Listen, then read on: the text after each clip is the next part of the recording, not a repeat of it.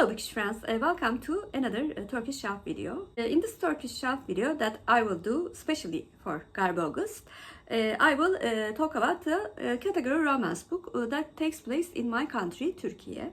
Titled Meet Me in Istanbul by Pamela. Pamela was one of the numerous pseudonyms used by the legendary category romance author Pollock. In this video, I will try to analyze how Turkey was represented in this category romance book.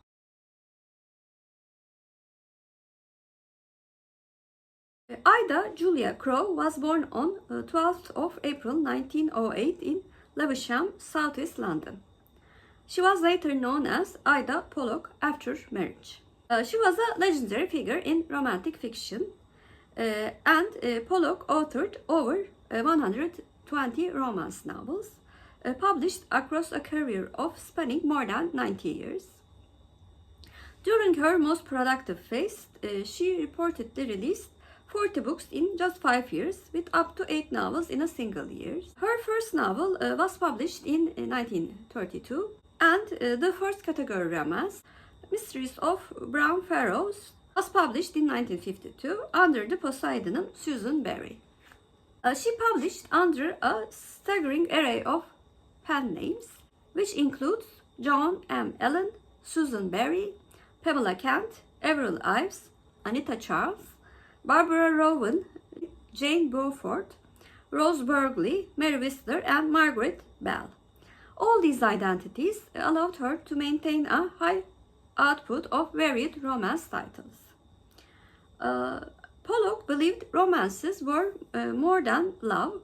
They were adventure, mystery, dramatic settings, often with happy endings.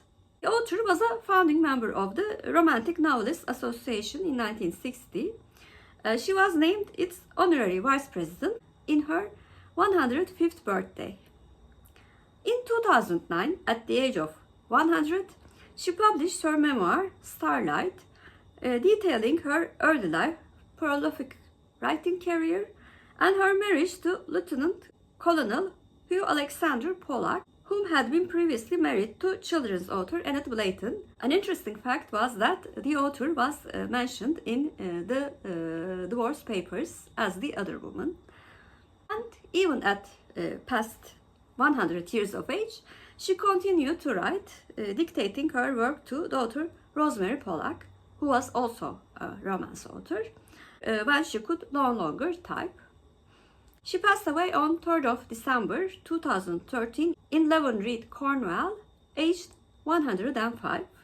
At the time of her death, her 124th and 125th novels were completed and pending posthumous publications.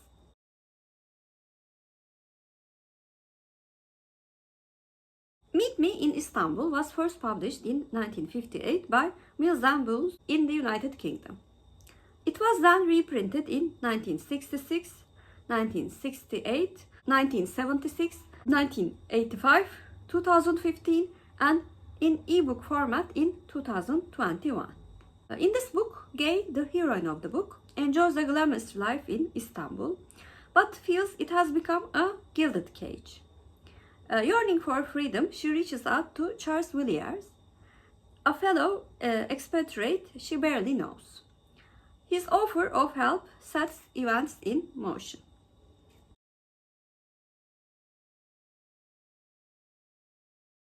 The main character of the book is Gay, who is a young woman living in Istanbul who feels her glamorous life is restrictive, almost like a gilded cage. She is independent-minded and longing for change. And even though she cannot remember her past, she thinks that she was a secretary before the plane crash. Charles Villiers is a fellow English citizen and archaeologist in Istanbul, whom Gay barely knows at first. He becomes her confidant and offers to help her break free from her stifling situation, drawing her into adventure and romance. Kerim is a local Istanbul character, the nephew of Orhan Bey, Gay's stepfather. He is a young doctor educated in London and he is often described as charming, cultured, and enigmatic. He embodies the exotic allure and mystery of Istanbul.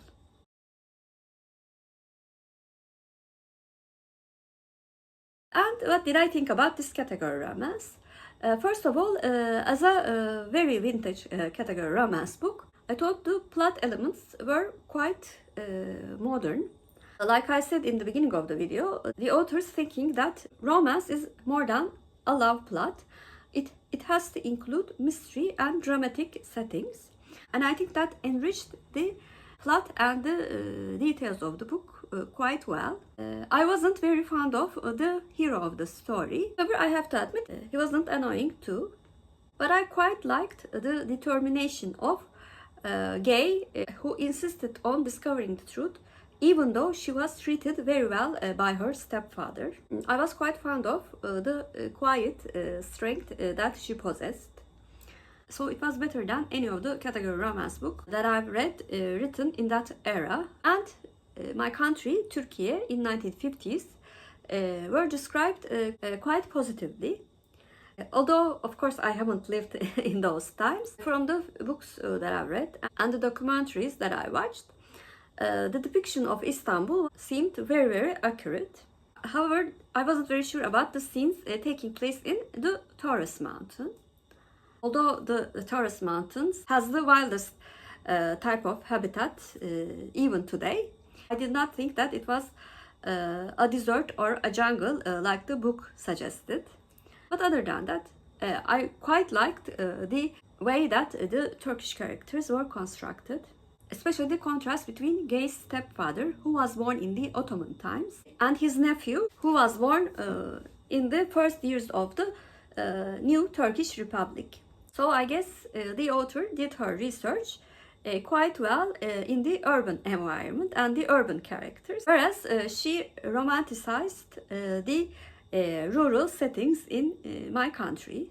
So overall, I can say that this category romance had a decent and quite exciting romance and mystery plot. And it would be an interesting book to read if you want to know the city of Istanbul and its people during 1950s. This was my review of a category romance book that I read for Garbaugust. Please comment down below, do you also like to read vintage books? And if you're a new viewer, first of all, welcome. Please like and subscribe. Hope to see you very soon. Bye.